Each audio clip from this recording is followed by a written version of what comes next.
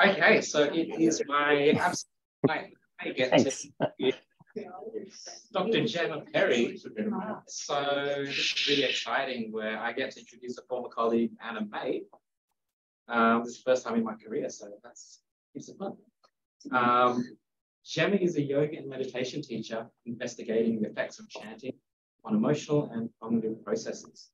She has just completed a PhD in the Department of Psychology at Macquarie University in Sydney, and her interests are primarily in how chanting specific sounds can decrease psychological and physiological stress, increase social connection, and ultimately expand states of awareness. Over to you, Gemma. Thank you, Chi, and it's lovely to see you and everyone else as well. So let me just see here. Everyone can see the slides? Yeah, great. So ChantWell, assessing the benefits of chanting for individuals with breathing difficulties. And I'm working on this project with Bill Thompson. And you can probably hear from my accent, we are looking at an Australian population. So breathing and communication difficulties can result in physiological, psychological, and psychosocial problems, things like lung function and nervous system problems. Anxiety and depression are quite prevalent amongst people with respiratory conditions, and psychosocial problems as well. So communication problems and social isolation. The Australian Bureau of Statistics National Health Survey in Australia from 2017 to 2018 found that about 7.4 million Australians were affected by respiratory conditions. And this is obviously before the pandemic here as well. So we have an estimated about 400,000 with long COVID, and over 50% of those people are reporting that they're having breathing difficulties. So research into singing, toning, and chanting has found some improved lung and cardiorespiratory function, slowed breathing, increased social connection, and reduced stress in both chanting and singing. And we've looked at altered states of consciousness in our research, and this is quite relevant in the social connection factor, because in these altered states, people feel a sense of unity or a loss of boundaries between themselves and others, or between themselves and their environment. So what exactly is chanting? So it's a sound or phrase that it can be repeated aloud or mentally, like in prayer. It often involves beliefs and traditions, but not always, and it doesn't have to. But you can imagine there's all the traditions that are chanting: Hinduism, Buddhism, in yoga traditions. There's Islamic prayer that we could say is a type of repeated sound. And what defines it like from singing, there's a few things, but one of the things is that it's never considered a performance. So it really doesn't matter what you sound like. It's not really for the aesthetic quality. In fact, some musicians might find that they do notice that, but it really doesn't matter what you sound like. So hopefully that makes it a little bit more accessible. And often it aims to increase self-awareness, regulate the mind and body, or alter states of consciousness. And also it may just be done as a form of devotion or worship. So recently, Zoom chanting, there's been a little bit of conversations about technology and singing. We did a study with Zoom chanting. This was led by Felicity Simpson during the pandemic. And we looked at whether chanting, either in a group or individually on Zoom, could have any social or psychological benefits. And what we found was that online chanting reduced stress and increased positive mood, whether in the individual or in the group conditions. But if people were in the group conditions, they also felt more connected to members of the group. Another study that we did with online chanting was sort of more similar to an app. So we had people listening to chanting or a story, and they would chant along with the chanting condition, but with the story, they would just listen. And we were measuring ego dissolution and a whole lot of other things, but we'll just speak about ego dissolution here. So that's when people feel a reduced sense of self-referential awareness or a disruption of boundaries between themselves and others. And we looked at experienced compared to inexperienced chanters, and we found that the ego dissolution was higher in the chanting condition for the experienced participants, but not for the inexperienced. So we're proposing an online chanting program, and this study is just getting off the ground now. So why online? We want to make this inclusive. We're dealing with a vulnerable population that may still want to stay at home. We want it to be accessible to remote communities. Australia is a very big place. And we also want it to be accessible for people who are immobile due to breathing difficulties. And it's practical because it can be used on a wide scale and easily implemented, and it has the potential for future application, like the development of online programs or apps. So we hypothesized that a 12-week online chanting intervention will improve breathing function for people with breathing problems, improve vocal communication skills, and improve psychological well-being. So this is just a few reasons why we think that. These aren't necessarily all the variables that we're measuring. But with breathing difficulties, we've got the lung and the nervous system dysfunction. And with chanting, it may increase the lung capacity, vagal tone, nitric oxide, which is related to the immune function, and decrease cortisol. So I didn't speak about the study that we did on cortisol and stress, but we found cortisol to decrease after a 12-minute group chanting intervention. That was a live intervention and not online. Psychological problems, so anxiety and depression in chanting, found it to increase relaxation and mindfulness, also positive mood. And with communication problems and social isolation in chanting, we have the vocal coordination and increased social connection.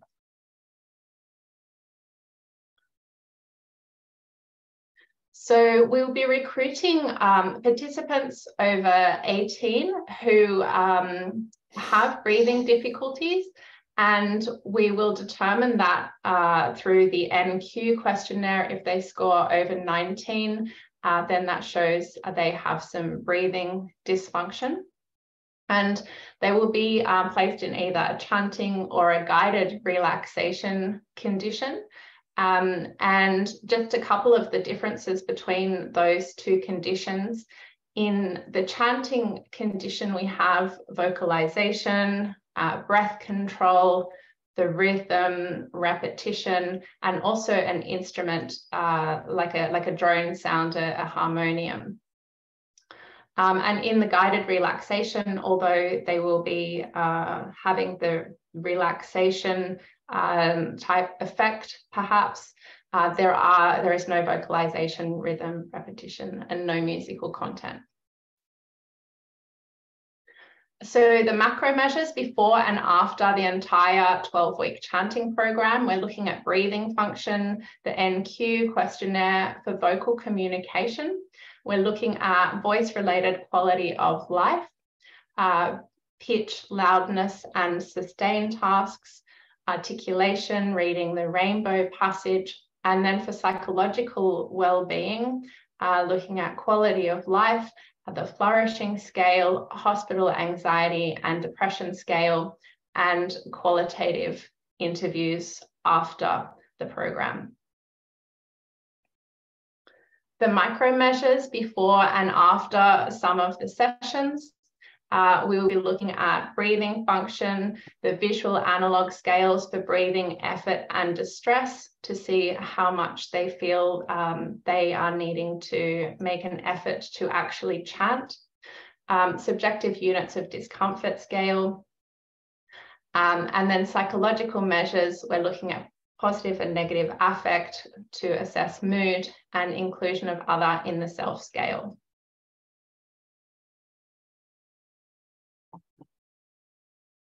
So in terms of research impact, we hope that this will give people with communication and breathing difficulties alternatives to other therapies or something they can do simultaneously with treatment as usual, to understand the therapeutic potential of group chanting and also the possibility to develop new chanting programs designed to help individuals with breathing and communication difficulties.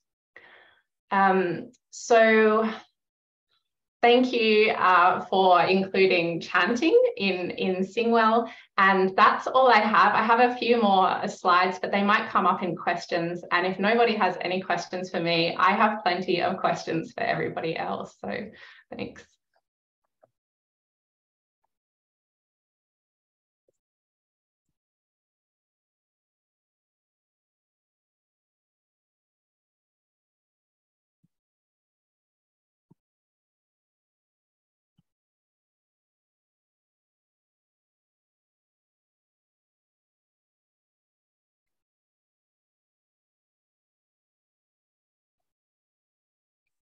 The chat. Okay, yeah, please go ahead. I was just interested in the communication and breathing. So is that communication as a result of breathing difficulties specifically, or other communication difficulties?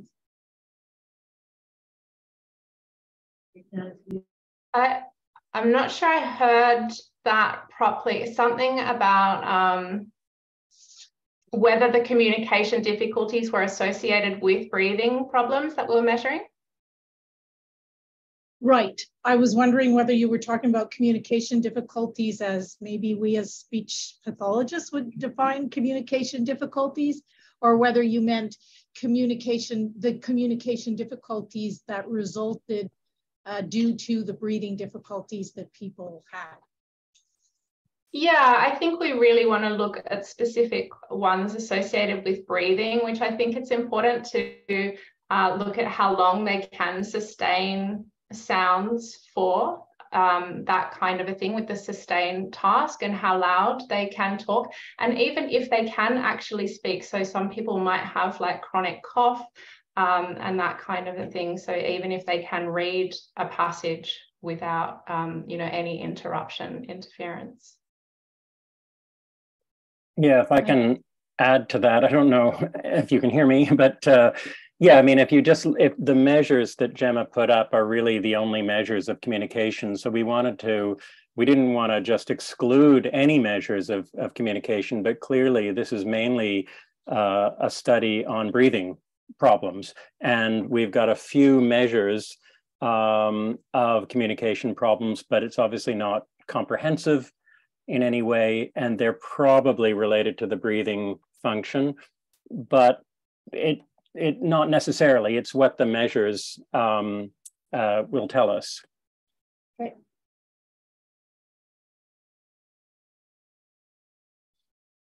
Okay, seeing no other questions, Gemma, I think we have time for your questions, or at least one of them. Yeah, great. So I might just share again, because I have a little.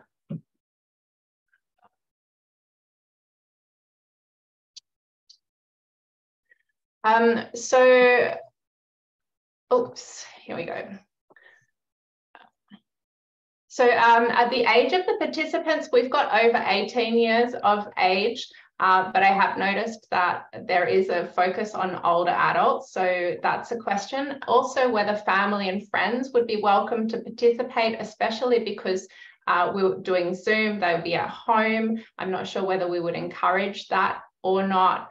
Social engagement of participants, like whether they can on maybe the first session get into breakout rooms and have a little chat to make it a safe and friendly environment. And also whether people are encouraged to practice at home when they're not in the formal group session. And then the last question was like whether we call this, this just came up today from people talking about, I think someone said males were not interested in singing. And then it just made me think about chanting. Would there be resistance to actually the word chanting? You know, would we call it sound making or sound meditation or any other thing? Yeah, you do have a lot of questions. I'm gonna quickly throw some ideas out, and they're not law by any means, they're just ideas. So age of participants, there are no guidelines. You're right, there's an emphasis on older adults, but the focus is on communication challenges, and we think of that broadly. It doesn't have to define to those communication disorders that we've focused on. Many of our choir projects have involved family and friends, and I think there's some benefit in encouraging motivation and community, and there's mobility reasons I'm sure you're thinking of where, or you have thought about, here there wouldn't be, it's online, I'm sorry, but maybe encouragement. So there's no resistance point from my perspective to including family and friends. The social engagement, I think that's so critical. That hasn't come out today in any of the talks. So I think that a lot of those longitudinal benefits we see in these group singing projects don't come from the singing alone. They also come from the chit chat at the end. And the way that Arla and I have thought about it is that there's this, there's this icebreaker effect. There's this rapid connection that happens from the synchronous movement, perhaps. And then that really has an opportunity to unfold. And we have an opportunity to share more intimate details than we would otherwise. And that sharing is really critical to relationship making. So I would I love this idea of breakout rooms. I think it's great. Chanting, sound making, sound meditation. I could see how there would be resistance to chanting. I don't have a strong view of the three alternatives you offer. I guess I like sound meditation, but I wouldn't shy away from chanting. Like, yeah, that's. Any other thoughts in the room?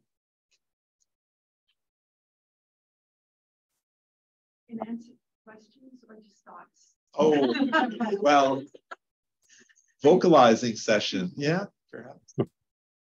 But does chanting really carry a stigma like this is a cult? Is that the worry? Yeah, maybe. I don't think there's much of a problem with chanting. I guess, yeah, I think that it's there's sort of subconscious bias, because chanting is incredibly pervasive worldwide, but it's just not as pervasive in Western societies. I mean, it still obviously goes on all over the place, but there are some people who just are a teeny bit suspicious. They think of, like, I don't know, the Middle East or something, and terrorists, or I don't know, but I don't, or some people think it's a little bit too precious or something. And so, but we haven't really had that much problem recruitment. So Gemma, I don't feel too worried about that myself. I just want to add something about when we had a multicultural choir and had people learning songs from different cultures. It was hard for them to learn the melody and the words together, but chanting the words was very valuable and really brought the group together. And there was a great sense of hearing those foreign words by the person whose country it was from, and that everyone was able to share that much more easily than the music itself. Eventually they learned music, but there was some surprising value in just, I would say it's chanting. It seemed like chanting in a way to me, to hear. It's not quite the same thing as the chanting you're talking about, but sort of. Yeah, I think that's a great point, because it's less, one of the great things about chanting, as Gemma says, is that it's really not that hard. People aren't going to be intimidated. They're not going to be worried. I can't sing. I'm just too nervous to sort of show my singing terrible skills. Chanting, removes that basically. And so there may be some people who don't like the idea of chanting, but there'll be a lot more who actually feel more comfortable with chanting than being in a choir, So I think that it has that benefit. It's capturing maybe a slightly different group of people, which is something that we want. Yeah, and you thanked us for bringing chanting into the SingWell mix. Thank you for expanding the focus of SingWell. We've definitely become educated about the prevalence of chanting and its cultural importance around the world. So thank you for that. One last question. I guess the one thing I'm wondering about is the involvement of the family members. I don't know if you've done that or if you piloted that, but I'm feeling a bit worried for some reason. Like, it could be a good thing or it could be a detrimental thing. And it could also vary a lot, right, between a given participant in the study and various family members. So I guess I'm thinking you would need to have a really good rationale for including that, including the family, given the, maybe I'm entirely wrong, but given what I'm kind of thinking could be a kind of confounding. Not so much confounding, but a source of noise. A source of noise. Yeah. That you could have. But on the other hand, like many of us have run groups where we've done both, like no family allowed and everybody's welcome. The good thing about everybody's welcome is people show up more often. It feels more like a family kind of experience. And they enjoy the experience with their loved ones. So it's like a pros list, right? Like yeah. But see, look, when I have invited, like it's just like if you're, we run sessions during COVID and it's like if anybody's at home, they're welcome to come along. Most of the time they don't, like it just leaves that option if they are in a space that there are other people in the space with them, then they're still welcome to come. Okay, so wonderful. Thank you so much.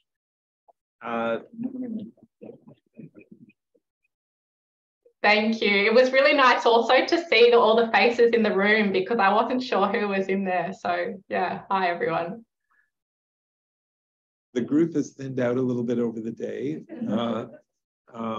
But this marks the end of our scheduled talks. So thanks to we should. So we thanks to all of the presenters. Special thanks to Catherine Spencer, our project manager, who's been working tirelessly on many fronts, but really pulling us all together and making this event possible. And on behalf of Arla and myself, again, thank you all for being here and for mounting new projects. I think I'm inspired, and I think I feel broadened hearing these different approaches to group singing and chanting, and hopefully we come away with a deeper pool of ideas to bring to the next round of applications, and together we can improve the state of singing communication and well-being research. Okay, so thank you. Yeah. Thank you. So